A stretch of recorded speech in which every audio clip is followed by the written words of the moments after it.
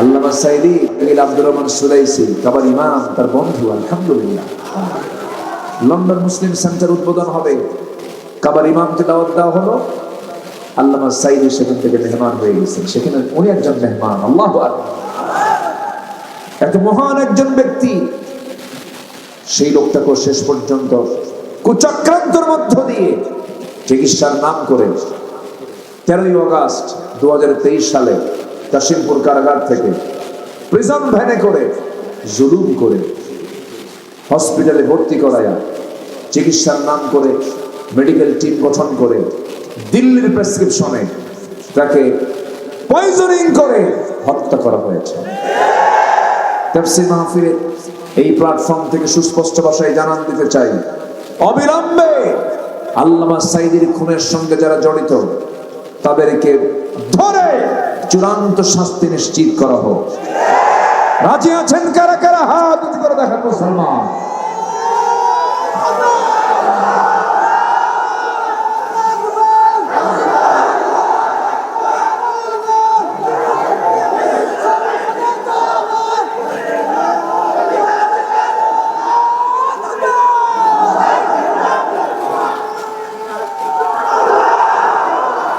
আল্লাহ কবুল করেন, জোরে বলি আমিন। যদি মরেও যায় কঙ্কাল নিয়ে এসে হলো বিচার করা দরকার। 50 বছর আগের বিচার যদি হয়, এই তাজা খুনের বিচার বাংলার জমিনে হতে হবে। খুনির কোনো ক্ষমা রাগ করতেছেন মনে হয়? বলবো, কথা বলবো, যদি না করেন তাও কবে।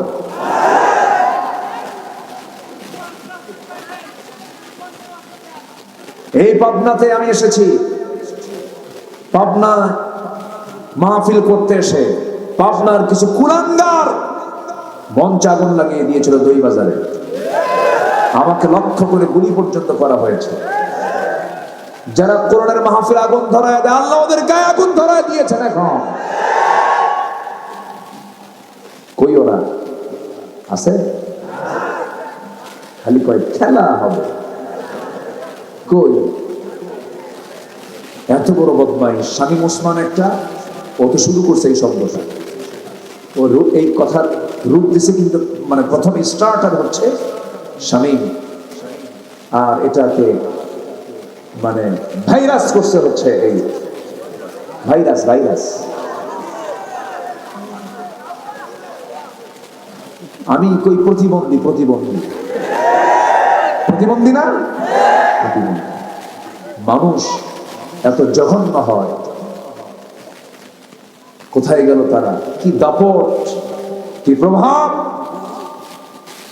কি চাপা ওদের! ওদের বাপরে চাপার ঠেলায়, মানে চাপা এত শক্ত, ট্রাকের চাকা পড়লো চাপা ভাঙবে না, এত শক্ত চাপা।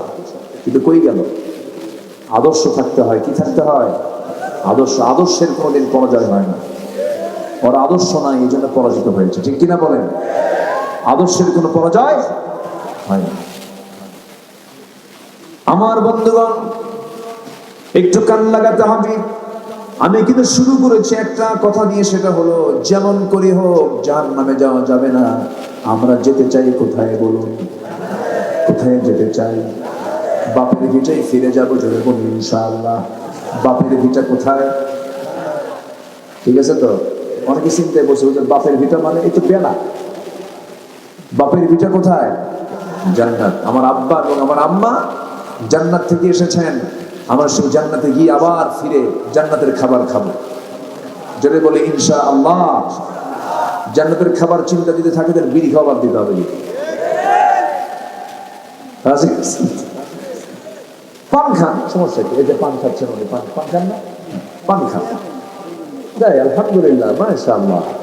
পান খাবেন না কেন? পান খান, কোনো আপত্তি নেই। পান বুড়ো বয়সে আমার দাদার মুখ থেকে পান আমি দাদার থেকে নিতাম।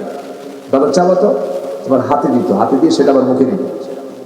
আসেন এরকম দাদার সাথে এরকম মজার আছে না সময়? হ্যাঁ, পান খান, সমস্যা নেই। পানের রস পেটের জন্য ভালো, কিন্তু পানের সাথে আবার হাকিমপুরি রহমতুল্লাহ কেন? এখানেও প্রশ্ন আছে। কে হুজুর কাউকে বাদ দিচ্ছে না, সবাইকে ধরছে, কিন্তু কোনো নেশার দিকে যাওয়া যাবে না।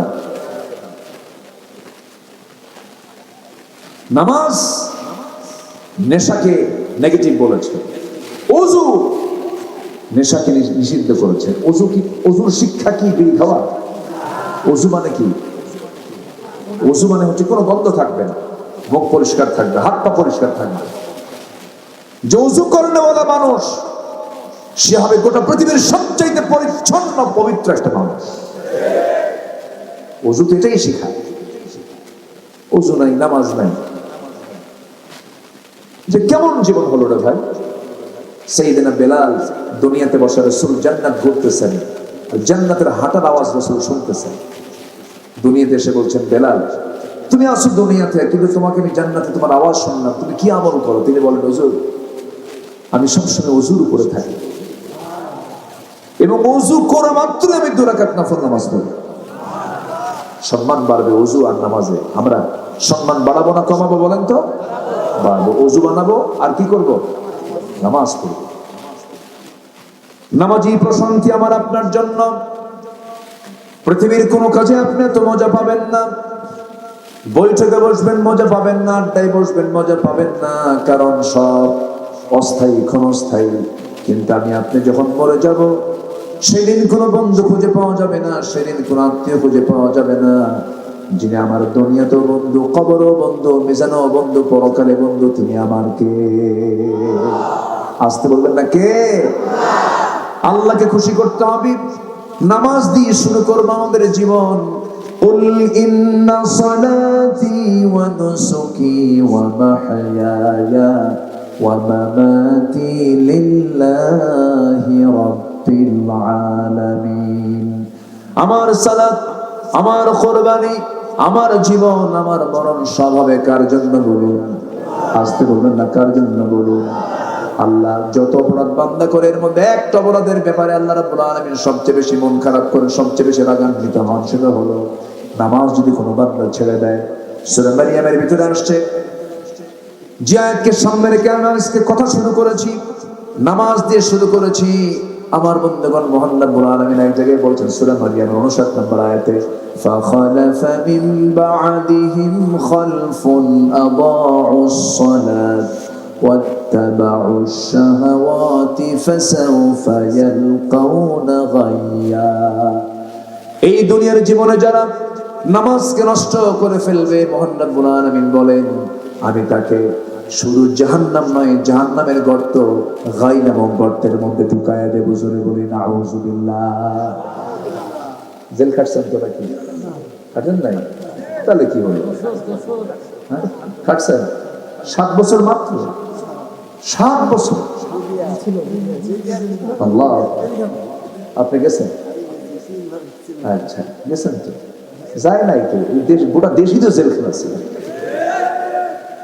এদেশে মানুষ বেশি না মামলা বেশি ছিল? মামলা বেশি।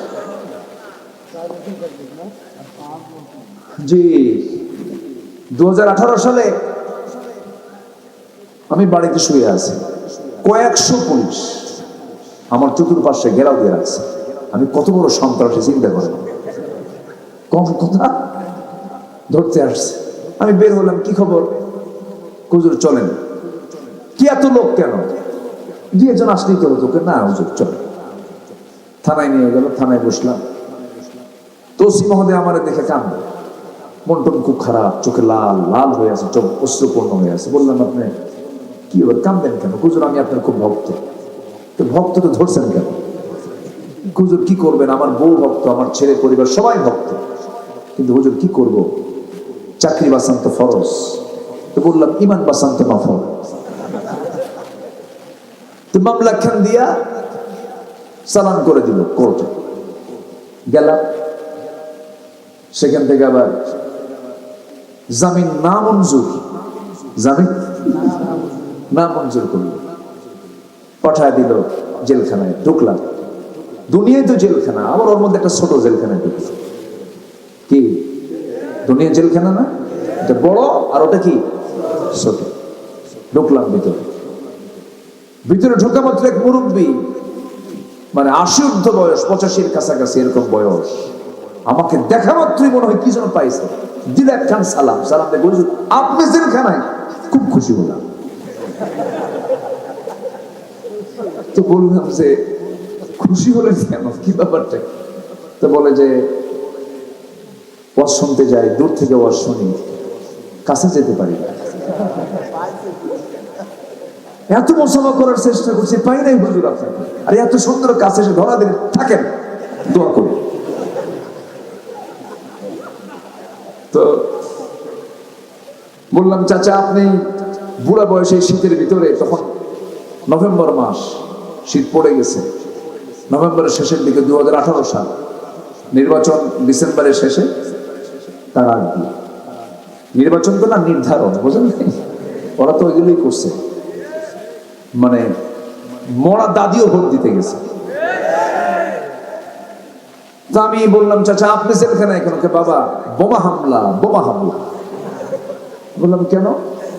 আমার নামে বোমা হামলার মামলা দিচ্ছে। তো বলো তো বাবা, এই যে আমার হাতের চামড়া গুলো ঠিক নেই, হাত কাঁপে, এই হাত দিয়ে বোমা মারলে কি বোমা কি মানুষের গায়ে লাগবে না আমার গায়ে লাগবে? এগুলো করেছে ওরা। কত সংসার ধ্বংস হয়ে গেছে জানেন?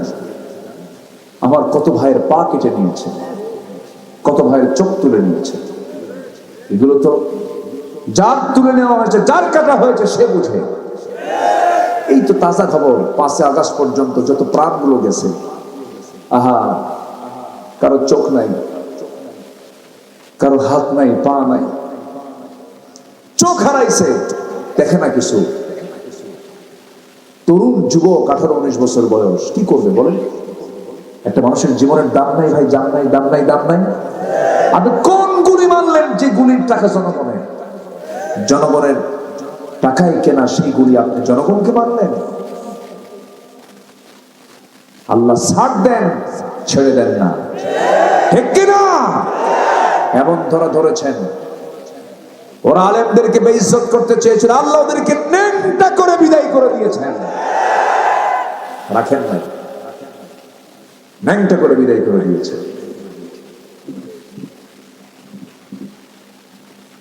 এটা তো আগের, এটা তো এখন না, আগের থেকেই আছে। একজন নবী ছিলেন মূসা আলাইহিস সালাতু ওয়াস সালাম, নাম শুনছেন তো? সবচেয়ে রাগ বেশি কোন নবী? খুব রাগ ছিল, প্রচন্ড রাগী ছিলেন তিনি। রাগ যখন হতো টুপি ভেদ করে চুল বের হতো, এত রাগ ছিল তার। এবং তার রাগের বহিঃপ্রকাশ মালাকুল মউত টের পাইছে, জান কবজ করতে আসছে, মারছে থাপ্পড়, এক থাপ্পড় খায় শীত হয়ে পড়ে আছে। আল্লাহকে বলে, আল্লাহ তুমি কার কাছে পাঠাইছো? আমার জান তো কবজ, আমারই জান কবজ হওয়ার মতো। খুব রাগী ছিলেন। একদিন আল্লাহকে বলছেন, আল্লাহ তোমার সঙ্গে তো অডিও কল কথা বলি, আজকে তো ভিডিও কল মারবো। কি কল মারবো? Video call. আল্লাহ বলেন, লেন তারানি, ভিডিও করে দেখা হবে না, জান্নাতে দেখা হবে। আল্লাহু আকবার বলেন। এই নবীর বিরুদ্ধে একবার ফেরাউন, এই আমাদের লেডিস ফেরাউনের মতো, খালি রাজাকার কইছে না, বললো যে মুসা যদি আল্লাহর নবী হয়, ওর সমস্যা তো সমস্যায় থাকা লোক নবী হয় কেমন? কি সমস্যা? যে মুসার একটা সমস্যা হচ্ছে গোপন সমস্যা। কি সমস্যা? মানে এমনি একটা হাতে আন্দাজে কইছে। কি গোপন সমস্যা? কোন অন্ডকোষ একটা ছোট আর একটা বড়। সহি বর্ণনা কিন্তু এটা সহি, একদম সহি ঘটনা। আচ্ছা, এই কথা যদি কারো না হয়, এই ঘটনা যদি কারো না ঘটে থাকে, সমস্যা নাই, এমন জাতীয় লোককে যদি বলো, ওর কি মেজাজ ঠিক থাকবে? পৃথিবীতে কোন পয়গাম্বর ত্রুটিপূর্ণ ছিলেন না। পৃথিবীর সমস্ত পয়গাম্বর ছিলেন তৎকালীন দুনিয়ার সবচাইতে সুন্দর সুপুরুষ।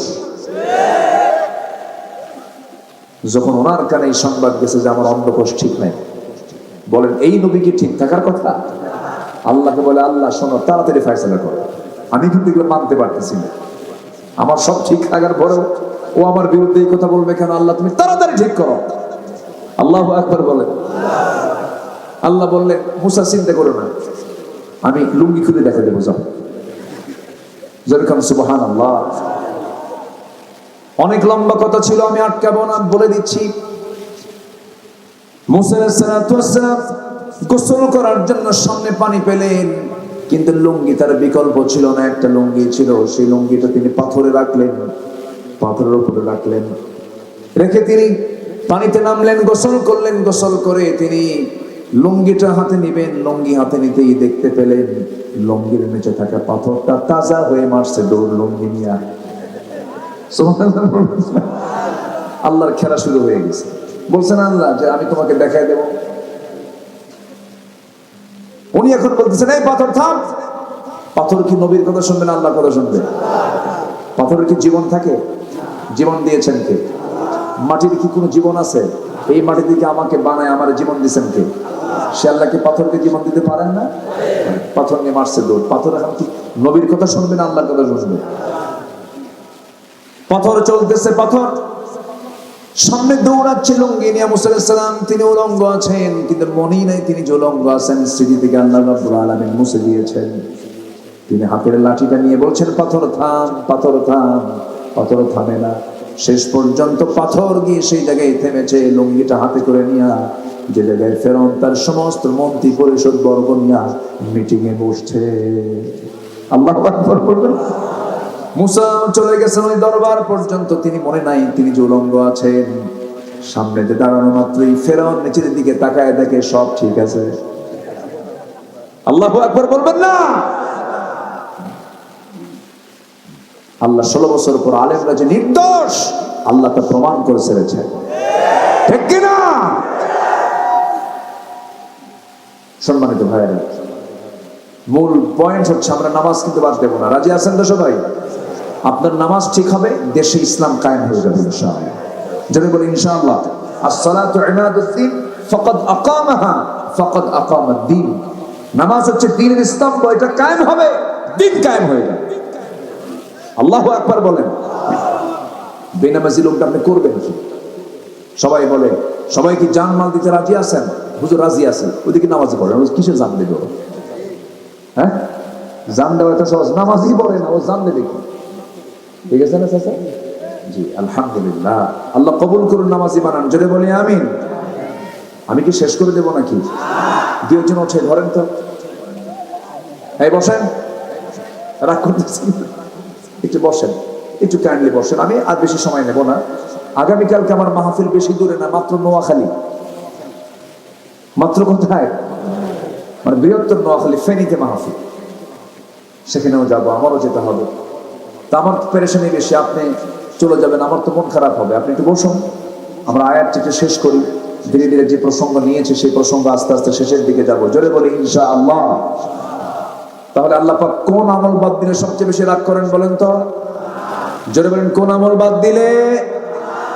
নামাজ। সালাতকে বাদ দেওয়া যাবে না। আবার আল্লাহ রাব্বুল আলামিন মুমিনদের যত গুণ বর্ণনা করেছেন সব জায়গায় নামাজের কথা আগে বলেছেন। মহান রাব্বুল আলামিন বলেন, قد أفلح المؤمنون الذين هم في صلاتهم خاشعون। জোরে বলুন আল্লাহু আকবার। প্রকৃত মুমিন তো তারাই, ওই সমস্ত মুমিনগুলো সফল যারা নামাজটাকে খুব সুন্দর করে খুশুর সঙ্গে আদায় করে। আপনি কি জানেন, বান্দা যখন নামাজে দাঁড়ায় আল্লাহ বান্দার সামনে সরাসরি দাঁড়ায় যায়। আল্লাহ আমাকে মাফ করতে চান বলেই আল্লাহ বলছেন, বান্দা তুই আমার সামনে নামাজে দাঁড়া, আমি তোর সব গুনাহ মাফ করব। গুনাহ মাফের জায়গাই হলো নামাজ। গুনাহ মাফের জায়গা কোথায়? নামাজ। নামাজ আমরা কেউ ছাড়বো? সবাই পড়তে রাজি আছেন তো? কয় ওয়াক্ত নামাজ?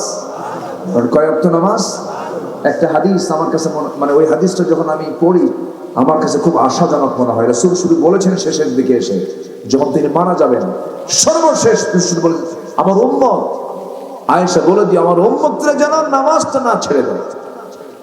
আল্লাহু আকবার বলেন। তার দরদ আমাদের দিকে কম না বেশি? তিনি চান যে আমার কোন উম্মতকে রেখে আমি জান্নাতে যাব না। তার চাওয়া এটা। এই জন্য তিনি বলেছেন, আমার উম্মতরা যেন নামাজটা না ছেড়ে দেয়। আমি আল্লাহকে বলবো। আল্লাহু আকবার, কি দরদ তার। সারা জীবন তিনি কেঁদেছেন, কবরে শুয়ে শুয়ে কাঁদতেছে। কাল হাসরের ময়দানে সবাই বলবে নফসি নফসি, আমার নবী বলবেন উম্মতি উম্মতি। আমার নবীজি একদিন আবেগ আপ্লুত হয়ে পড়লেন। সাহাবীরা বললেন, হুজুর আপনি কাঁদলেন কেন? রাসূল বলেন, সাহাবীরা আমি তো মরে যাব, হাসরের ময়দানে তোমরা আমাকে যদি কোথাও না পাও, আমাকে খুঁজবা 3 জায়গায়, যে কোনো একটা জায়গায় তোমরা আমাকে পেয়ে যাবে। সাহাবীরা বললেন, ইয়া রাসূলুল্লাহ, কোন কোন জায়গায় খুঁজবো একটু বলে দেন। রাসূল বললেন, নাম্বার 1 হলো মিজানে খুঁজবে, যদি না পাও পুলসিরাতে খুঁজবে, সেখানেও যদি না পাও তোমরা আমাকে হাউজে কাউসারে খুঁজবে, অবশ্যই আমার সাক্ষাৎ সেখানে মিলে যাবে। হাউজে কাউসারের পানি জান্নাতের পেয়ালা দিয়ে তোমাকে পান করাবো, জনমের মতো তৃষ্ণা নিবারণ হয়ে যাবে। আমি তুমি দুজন মিলে একসঙ্গে জান্নাতে প্রবেশ করবো। যদি বলি সুবহানাল্লাহ। আমার নবীজির জীবনের শেষ মেসেজটা ছিল নামাজ, as-salat as-salat ইমামানাকা ইমানুকুম। রাসূল যখন মারা যাবেন, আমার নবীজি একাধিক স্ত্রীর মধ্যে আম্মা জান আয়েশার ঘরকে তিনি চয়েস করলেন, ভিতরে ঢুকলেন, ঢুকে বলছেন, আয়েশা রে, শরীরটা প্রচন্ড খারাপ, জ্বর, প্রচন্ড মাথা ব্যথা, আর আয়েশা কেমন যেন গোটা শরীর কামড়াচ্ছে। শেষ জীবনে আমার নবীজির দেহের মধ্যে বিষক্রিয়া দেখা দিয়েছিল। নবীজিকে দুনিয়া থেকে বিদায় করার জন্য ইহুদিরা খাবারের মধ্যে বিষ ঢুকাইছিল। কি ঢুকাইছিল বলেন? বিষ ঢুকাইছিল। দুজন সাহাবী এট এ টাইম সেখানে মারা যান। নবীজি বেঁচে যান, কিন্তু মৃত্যুর পূর্বে সেই বিষক্রিয়া যখন দেখা দিল, আমার নবীজি প্রচন্ড কষ্ট পাচ্ছিলেন। বলছেন, আয়েশা রে, প্রচন্ড মাথা ব্যথা, একটু মাথায় পানি ঢেলে দাও তো। মাথায় পানি ঢেলে দেওয়া হলো। নবীজি এবার বলছেন, আয়েশা, শরীরটা প্রচন্ড খারাপ, মনে হয় বাঁচবো না, আমাকে মাফ করে দিও আয়েশা। আমার মুখটা কেমন ধরে একটু গন্ধ গন্ধ মনে হচ্ছে, একটা মেসওয়াক এনে দাও তো। মেসওয়াকের জন্য যখন বললেন, তিনি কেমন করে আনবেন, কারণ নবীজি তার উরুতে মাথা রেখে ঘুমাচ্ছেন। সেই সময় তার ভাই আব্দুর রহমানকে ডাক দিয়ে বলছেন, ভাই আব্দুর রহমান, একটা মেসওয়াক এনে দাও। মেসওয়াক এনে দেওয়া হলো। নবীজি মেসওয়াক দিয়ে সম্পূর্ণ করলেন, তার মুখটা পরিষ্কার করলেন। এখান থেকে একটা বিষয় জেনে নেন, নবীজির জীবনের শেষ ব্যবহারিক আমল হলো মেসওয়াক করা। কি করা বলেন? মেসওয়াক করা। তাহলে দেখুন, পরিচ্ছন্নতার গুরুত্ব আছে না নাই বলেন? আছে। আল্লাহর জিকিরতে এই মুখ দিয়ে হয়। এই মুখের মধ্যে হারাম কিছু নেওয়া যাবে না, হারাম কোনো খাবার নেওয়া যাবে না, হারাম কোনো কথা মুখে নেওয়া যাবে না। যার মুখটা পরিচ্ছন্ন রাখবে, আল্লাহ রাব্বুল আলামিন ওই বান্দাকে জান্নাত দিয়ে দিবেন। জোরে বলি সুবহানাল্লাহ। আযমান লাহুল জান্নাহ। রাসূল বলেছেন, আমি তার জন্য বেহেশতের জামিন হয়ে যাব। আমার নবীজি এরপরে বলছেন, আয়েশা, আমি মনে হয় দুনিয়া থেকে বিদায় হয়ে যাব, দেখো তো আমার কলিজার টুকরা মেয়ে ফাতিমাটা কোথায়? ফাতিমার নাম নিতে দরজায় হাজির হয়ে গেছেন। রাসূল তাকে কাছে টানলেন। সিয়াসিতে হাদিস আমার নবীজি করলেন কি, ফাতিমার কানের মধ্যে নবীজি মুখ ঢুকায়া মুসকে মুসকে হাসি মেরে বলছেন, ফাতিমা রে, দুনিয়ার জীবনেও তুমি আমার কাছে, কবরের জিন্দেগিতেও তুমি আমার কাছেই থেকে যাবে। আমার নবীর ইন্তেকালের 6 মাস পর তিনি দুনিয়া থেকে বিদায় নিলেন। রাতের বেলা আবু যর গিফারীকে রাসূল স্বপ্নের মধ্যে দেখিয়ে দিলেন, বললেন, আবু যর, আমার কলিজার টুকরা মেয়ে ফাতিমা দুনিয়াতে নাই, কবর খনন করো। তিনি ঘুম থেকে উঠলেন, রাসূলকে স্বপ্নের মধ্যে দেখলেন। এইদিকে ফাতিমা বলেছেন, আমার স্বামী আলী, শরীরটা আমার খারাপ, দিনের বেলা মরলে পরও কাউকে জানাবেন না, রাতের বেলা যদি আমি মরে যাই কাউকে বলবেন না, 2-1 প্রতিবেশীকে ডাক দিয়ে রাতের বেলায় জানাজা দিয়ে দিবেন। অসংখ্য লোকের মাঝে আমাকে দাঁড় করাবেন না, আমাকে সামনে রাখবেন না। অন্তত আমাকে না দেখলে আমি কতটুকুন লম্বা, কতটুকুন খাটো, কতটুকুন চিকন, কতটুকুন মোটা অনুমান করবে, আমার পর্দার খেলাফ হয়ে যাবে। রাতের বেলা কয়েকজনকে নিয়ে আপনি আমার যা কাফন দাফন করে দিবেন। সাইয়েদনা আলী কাউকে বললেন না তেমন ভাবে রাত্রে বেলায় দাফন করবেন।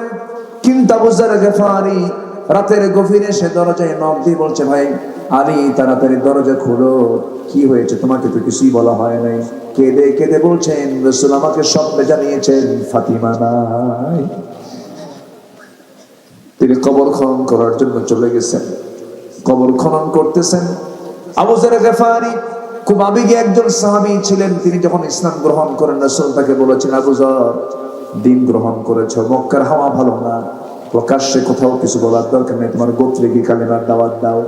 কালিমার দাওয়াত নিয়ে তিনি তাওহীদের দাওয়াত নিয়ে রাসূলের কাছ থেকে কালিমা নিয়ে তিনি যখন বের হলেন, যাবেন, গেফার গোত্রে চলে যাবেন, কিন্তু কাবার দরজার দিকে তাকায় ভাবতেছেন এত বড় মহাসত্য আমি কেমন করে আড়াল করি। চিৎকার মেরে কাবার দরজার সামনে দাঁড়ায় বললেন আশহাদু আল্লা ইলাহা ইল্লাল্লাহ। আবু জেহেলের সন্ত্রাসী বাহিনী আক্রমণ করে বসলো, মারতে মারতে রক্তাক্ত করে জমিনে ফেলে দিল, মরা মরা অবস্থা। আবু জেহেল হঠাৎ করে এসে বলতেছে কে, এই যুবকের পরিচয়টা কি? হঠাৎ করে প্রশ্ন করছে ওই যুবক তোমার বাড়ি কোথায়? আমি গেফার গোত্রের মানুষ। আবু জেহেল বলল খবরদার খবরদার, এই লোকটাকে মারা যাবে না, মরে যদি যায় তাহলে আমাদের ব্যবসা বন্ধ হয়ে যাবে, ওই দিন আমাদের বাণিজ্য কাফেলা চলে। আবু যর গেফারি মুক্ত হয়ে গেলেন। অনেকদিন পর রাসূল যখন বিজয়টা পেয়েছিলেন সেই সময় বলেছেন আবু যর তোমাকে মানা করার পর তুমি কেমনে প্রকাশ্যে কালিমার দাওয়াত দিলা? আবু যর গেফারি বলেন হুজুর আমার মন চাচ্ছিল হকের কথা বলে বলে আমি শহীদ হয়ে আল্লাহর জান্নাতে চলে যাব। জিকির করি লা ইলাহা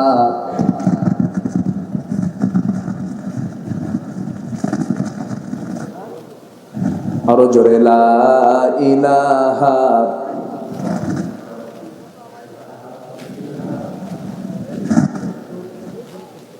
আরো জোরে লা ইলাহা লা ইলাহা ইল্লাল্লাহ মুহাম্মাদুর রাসূলুল্লাহ সাল্লাল্লাহু আলাইহি ওয়াসাল্লাম। কি হলো মাইকে? বারবার কি আগুন টাগুন ধরলো নাই? ঠিক করে জি, আমি খুবই খুশি যে একটা লোক নড়েন নাই। বলি আলহামদুলিল্লাহ। ঠিক আছে, এইভাবে রাখেন, কেউ যাবেন না। আর একটু সময় আমি কথা বলবো, আমাকে সময় দিচ্ছেন তো আপনারা নাকি? যদি বলি ইনশাআল্লাহ। জি ইনশাআল্লাহ থাকেন। যদি আপনি ওঠেন তখন তো আমি আলোচনা হারায় ফেলবো। এই যে ওঠে, ওই যে বসেন আব্বা বসেন। এদিকে কি কয়? বেটা কয় না বেটা? হ্যাঁ কি কয়? গেদাও কয়? জি বাজান। হ্যাঁ বাজান শব্দটার মধ্যে অনেক আদর আছে। বলি আলহামদুলিল্লাহ। আবু যর গফারি রাদিয়াল্লাহু তাআলা আনহু রাতের গভীরে গিয়ে বলছে আলী আমি শুনেছি ফাতিমা নাই, চলে গেছেন কবরে। কোদাল নিয়ে কবর খনন করছেন, অস্থির হয়ে যাচ্ছে। আরে নবীর দেহের কলিজার টুকরা ফাতিমাও গেল, রাসূলও গেল, কাঁদতেছেন। কবর খনন করতে করতে চোখের পানি ফেলতে ফেলতে এক পর্যায়ে সেন্সলেস হয়ে যাওয়ার মতো আবু যর গফারি কবরকে লক্ষ্য করে আবেগ তাড়িত হয়ে কিছু কথা বলছেন। ভিতর থেকে আওয়াজ আসতেছে আবু যর এই কবরের মাটিটা কিন্তু দারুণ জটিল জায়গা, এখানে কোনো ব্যক্তির পরিচয় দিয়ে কোনো কাজ হবে না।